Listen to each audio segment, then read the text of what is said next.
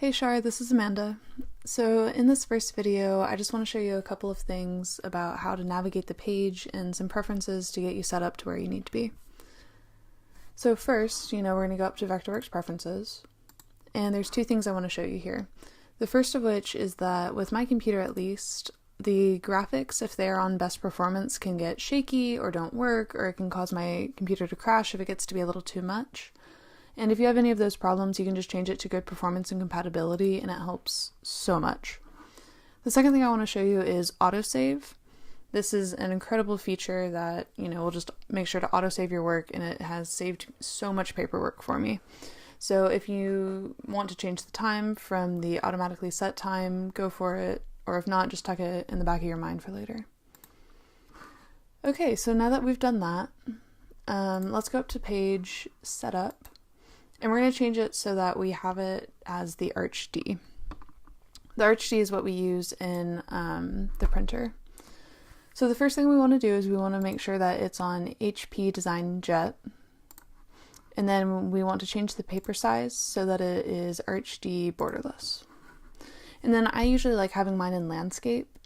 That's how I do all of my SST plots.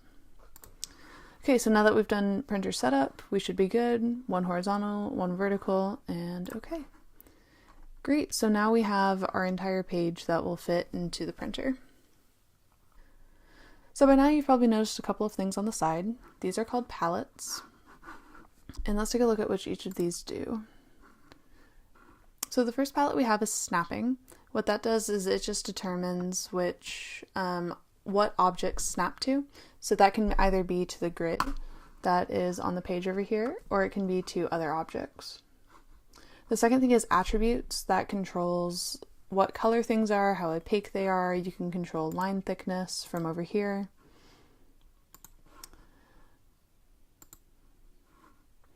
And then we have object info, the resource manager, and navigation, which I'm going to get into a little bit later when we have my basic plot to work from that's in the Dropbox.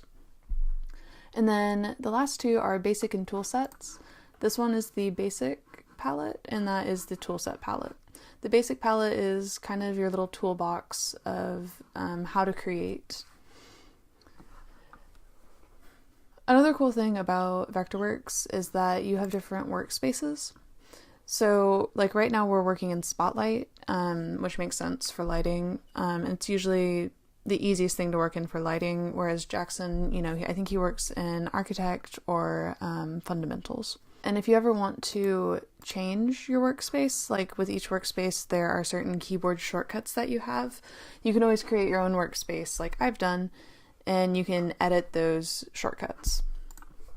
Alright, so the first shortcut that's really important is the X for the cursor. That's how you click on objects and everything like that. The next one is H for hand. That is how you drag the page around, and I find that that's the easiest way to navigate the page.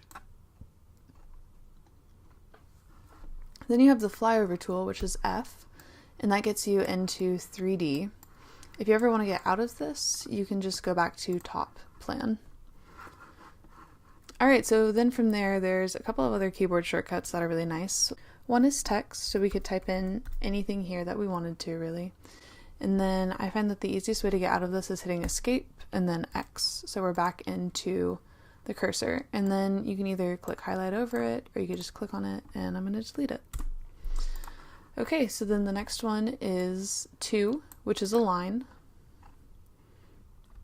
Then we have 3, which is a circle. Then we have 4, which is a square. If you hold down Shift with any of these, for example, if you have a square, that will keep it proportional.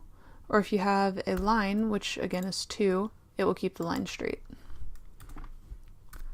Okay, so now, if you noticed, over here in Object Info, whenever we click on an object, some information about it pops up. So the first we see is class and layer, which you'll find in the navigation window. Then you have the plane, which is just in the layer, and then we have the width and the height. So for width and height, these are really important, and I use them a lot to get specific measurements for ground plans. So for example, let's say for 9 to 5, we were just given that there's a really big building and maybe the ground plan was too complicated or there wasn't a ground plan. What we could do then is we could take it and we could take the set and we can build our own ground plan off of that. So let's just build out some basic flats here. We'll say 4 by 8. And right now that is ginormous because our scale is a little off right now. So let's go take a look at that. So what you'll do then is you'll right click just anywhere in the background and we'll go to active layer scale. Okay, so we're in 1:1 right now. A typical plot is usually in 1/4 inch or 1/2 inch. I like 1/2 inch, so I'm just gonna pop over there. There, and now our flat is a much more reasonable size. All right, so now let's pop over to our resource manager now that we're in the right scale, because that'll help with lights too. Okay, so in our resource manager, I'm going to make it a little bit bigger so we can see exactly what we're looking at.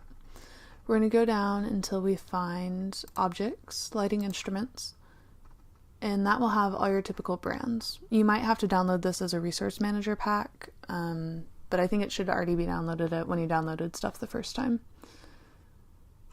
So let's take a look at what lights we want to see.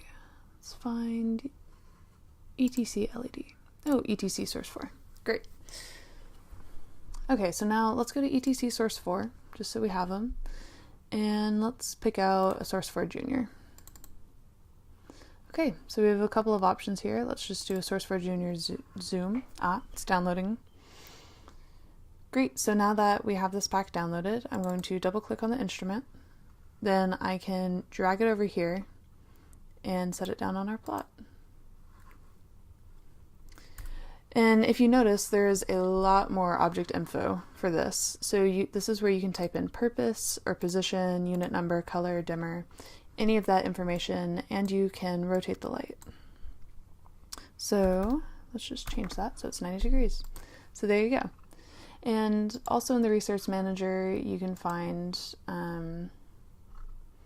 all different sorts of lights. You can find different walls, things. It's basically just where all the objects are.